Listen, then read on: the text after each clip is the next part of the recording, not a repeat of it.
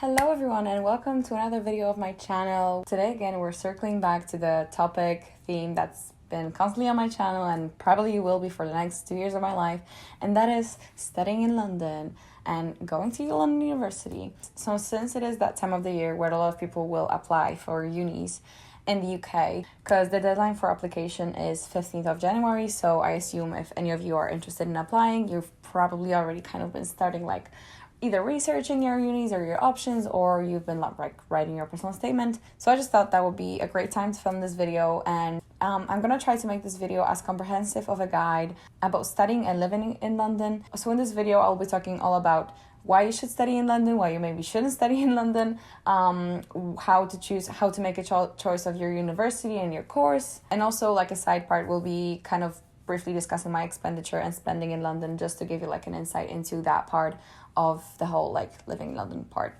I'll try to keep it London specific, what I'm going to be talking about, but I think some of these things that I'm going to be talking about do apply to university abroad in general, because moving and stuff like that. It's something that's quite universal, but yeah, as I said, I'm going to be trying to make it more narrow subjected. I'm going to try to keep it all things London. So I think the primary reason for which so many people are attracted to studying in London is rating of the universities here, and the fact that a lot of them are top class, one of the first 10, 50 universities in the world, as well as the variety of them. There's literally my guess would be that there's probably 20, 30 universities just based in London. So there's a huge variety of universities to choose from, as well as courses, because every university will have maybe a bit different courses and different approaches to learning. And most of those universities do rank highly, as I said, and that's why a lot of people are drawn to London for the quality of education that you can obtain here that is often better than in many people's countries of origin. And I think what comes with that, studying at top universities, is the fact that you're surrounded by very intelligent, smart and ambitious people who not only motivate you to kind of find your career path, do well in school, and focus on that part of your life, but also it gives you incredible networking opportunities, internship possibilities. There's just a lot of things happening in London that's career related, studying, opportunities to personal academic development. Last year, unfortunately, I was only able to have a taste of that virtually, but I still was able to attend webinars where I could ask big, huge name economists questions just in the chat box. My friend from LSE told me, and I don't know how true it is, that Angelina Jolie had a lecture there or something like that. There's just crazy famous accomplished people speaking or maybe taking part in your course at London universities, and it's just something I would never have thought of before. It's sometimes very surreal, but I do feel London gives you the opportunity to kind of be surrounded by those sorts of people who can help you either accelerate your career or answer your questions. Or the second part would be people, because as I said, London is a very, very attractive student city, and there's people from every single country absolutely studying in London. You'll be exposed to them, obviously, you'll meet them, you'll make friends with them, you'll talk to them. This is one of the things I love most about studying in London, the fact that I'm exposed to so many different people with different backgrounds, religions, races. It just really gives me a first-hand insight into their lives and what other people's lives may look like. It's language practice. You can meet friends from all over the world that you maybe be able to visit when on summer vacation, like I did to Greece. It broadens your horizon, is that a word? And your perspectives. And personally for me, it did change my worldview a bit. And I think that's something that you cannot get at many universities, and London specifically, it's literally made for that. It's such an international community, and everyone I feel is welcome here, which is also another huge part of it. I'm literally sweating so bad right now. And also because I feel there's so many students, not only at my university, which on its own has 40,000 students, but as I said, there's 20, 30 universities. So there's literally immense amounts of people your age that you can meet that go to uni or whatever. And because of that, you can choose who you want to be friends with, and you're not really limited to your small high school class, or if you come from a small city, just there, for example, in my city, there weren't a lot of people my age. Obviously, there were people who went to high school and blah, blah, blah, but there were not that many people who were like me or were like-minded. And obviously, I had friends who I still am friends to this day, and I love them. But it was much harder to find them, if you know what I mean. Whereas here, I feel like it comes more naturally and effortlessly. And the third huge point would be the city itself. So actually, London. The city is huge. It's the third largest city in Europe, and it's a home to almost 9 million people, which is, it still like blows my mind. Obviously, like, I live in central London, so it's like, in my head, London is much smaller than it actually is, but it's, you know, it spans across a large area. There's like suburbs and like further areas, other zones. And what comes with that fact is that London is a really fast-paced, big city vibes, you know, a lot of things happening at once, you know, and I grew up in quite a small city. So for me, like, I really, really craved that big city experience and, you know, being in the center of what's happening. And I know it's not for everyone, but I really appreciate that opportunity. And like in my 20s, that's literally all I want, to be in a big city with lots of people and lots of things happening around me. There's concerts, clubs, events, parks, museums, galleries, theaters, comedy clubs. There literally like is an endless amount of things happening in London. It's literally kind of overwhelming at times, but also it's so amazing. And I think one of the things I love most about London is genuinely the fact that, like, if me and my friend are bored, we can just like pick a spot in London we have never been to, just take a tube there and be just like in a completely new area, which is like unthinkable in my city. So yeah, I really, really appreciate that. So now I think it's important to kind of talk about who I think should consider studying in London, because although I've described all the perks right now, I don't necessarily think that it's for everyone. Not everyone would find themselves here, and I think not everyone would enjoy it in the same way that I do. First thing, very important, you need to be able to live independently and probably away from your family and friends, like from your home city, for a long periods of time. Unless you're from the UK or like, you know, I don't know, you fly every weekend to your parents, which is like very unrealistic, then you will not be seeing your family that often. It's kind of like, you know, you get away from them. It comes as a part of studying abroad in any scenario. And I think obviously for everyone, it's kind of like a hard thing to, you know, do, kind of like, you know, being away from your family for the first time, especially if you're close to them.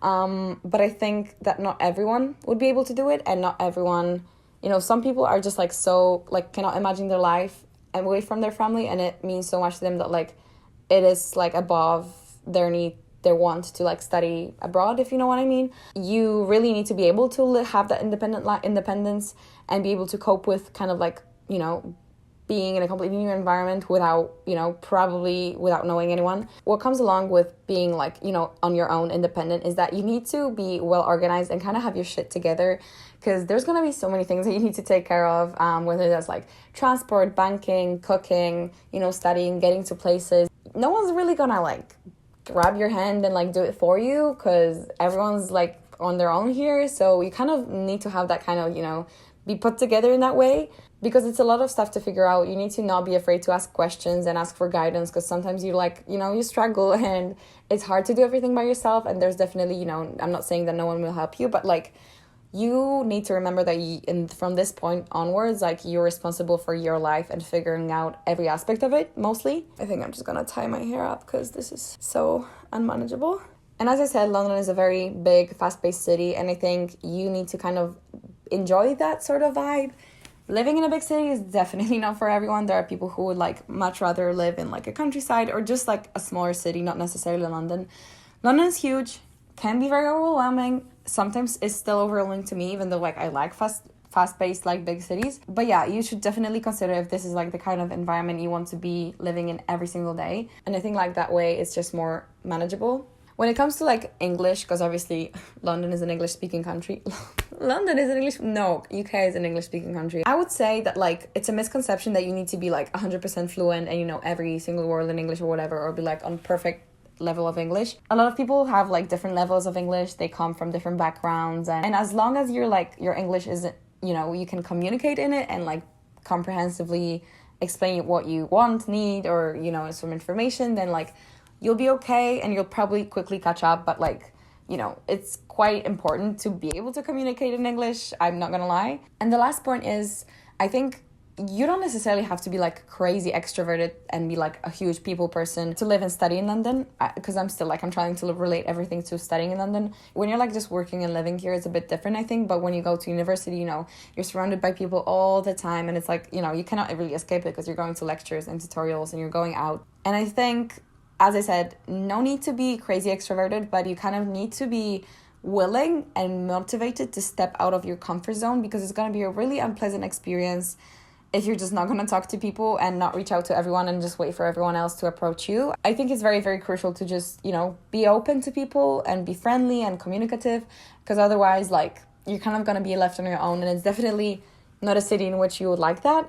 It's really, really important to have like a base of friends and people who, you can trust and support and help you. So now when it comes to universities and kind of how to choose your university and course, the one you're going to be studying at uni. So I think what most people determine their choice on is rankings. It's a thing I would like to talk about, because I think rankings definitely do have some value and merit to them. Like, they are based on legit like statistics, like employment rate of graduates, academic scores. There's a lot of like factors contributing to that like overall ranking grade or like score, whatever. I don't really know how it works, but I don't really think it's a smart idea for it to just be your determinant of like unis you're going to apply to. So I personally think that like there aren't that many differences between the top universities and the top and the top universities, you know what I mean? Like, okay, LSE is a bit better than UCL in economics, and UCL is a bit better than King's, but like you can still work at like a great bank after, like King's or LSE.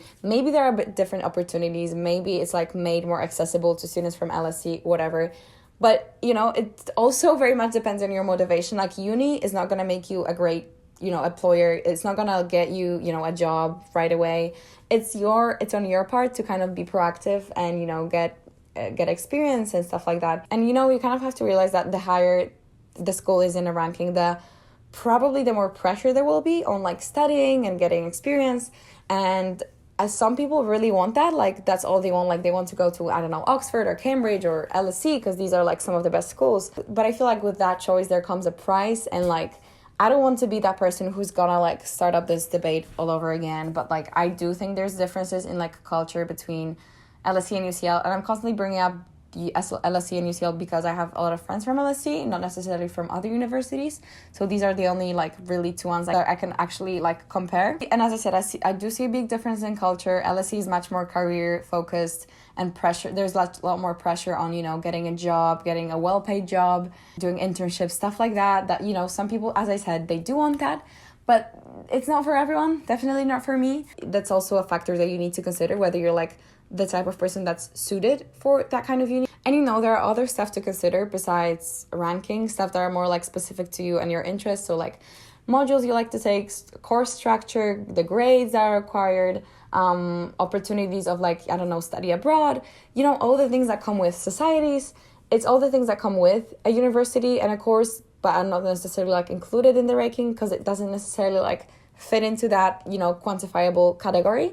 So definitely do your research before choosing your uni, and don't base your choices purely on the ranking. I think if you're still struggling with choosing your university, it's a really good idea to just go on YouTube and search up videos like from people who study at your uni. I feel like that's a big part for which I'm making my videos, and why I make so many like UCL, London Uni videos, because a lot of people have told me that like they have decided on UCL because of my videos, or like it gave them a really like good impression of what studying here is like or what life here is like. And I think that's like, it's like a very unique opportunity to get sort of like a first-hand look into people's lives, like students who actually go to these universities of your interest. Now let's kind of switch the mood and go into cons of studying in London, and again, things that you should consider before choosing this, just to have like a full idea and image of like what studying here looks like, kind of, because it's not all like glossy, romanticized, beautiful big city vibes, friends and parties. There's also like downsides of living and studying here. Firstly, money and costs. So not only does universities in London, UK, cost 10k a year for undergrad, which is like, I cannot even imagine that sum of money leaving my account. Fortunately, I have like a student loan, so that's like fine. Besides like uni costs, which if you're lucky may be covered by like a loan or a bursary, living in London is hella expensive. Like, everything is so expensive. So you really need to consider if like, you are like able to afford that. And even if you are somehow able to afford that, if it's not going to be a huge cause of stress for you, because I know it can be.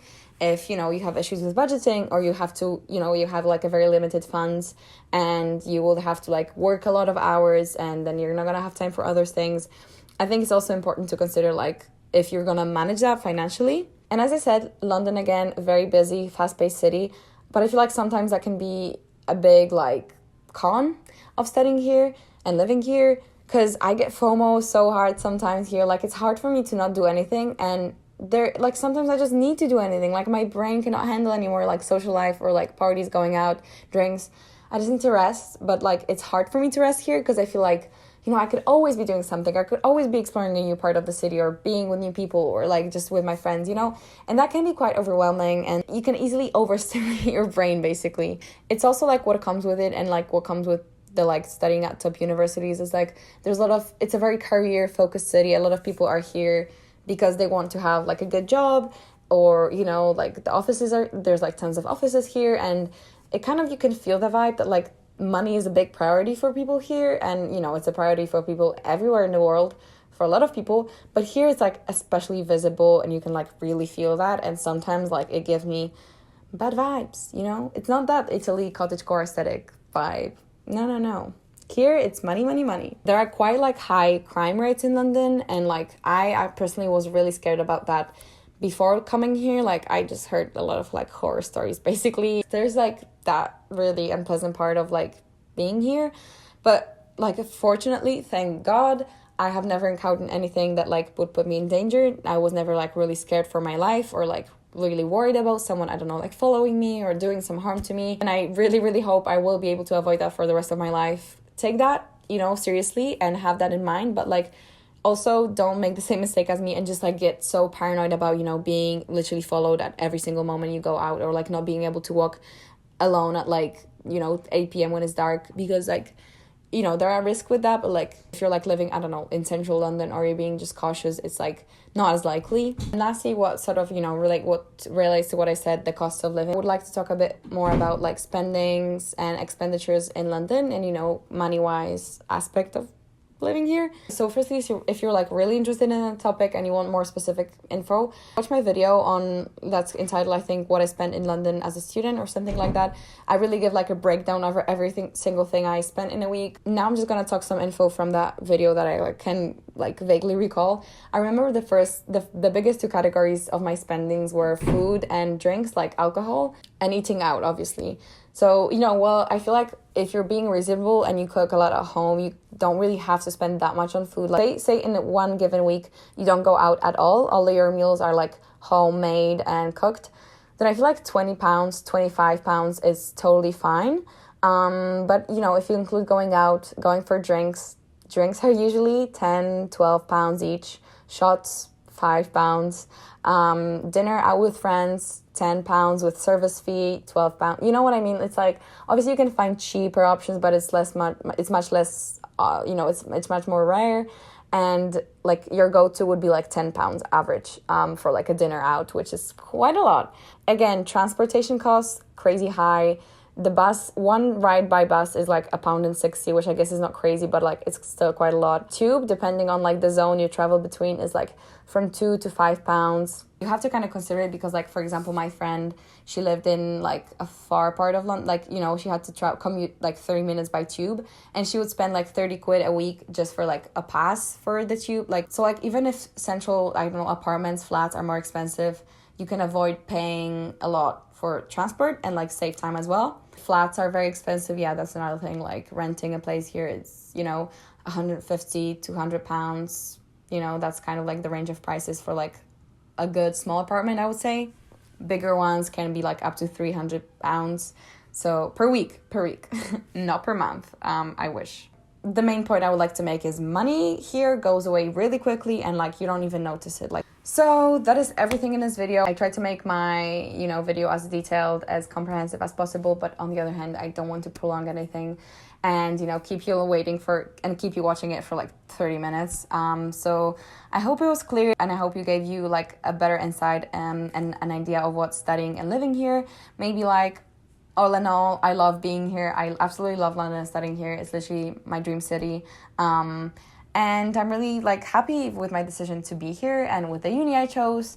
Course, Yeah, kind of, but you know, there's like I have some issues with my course, but like that's besides the point.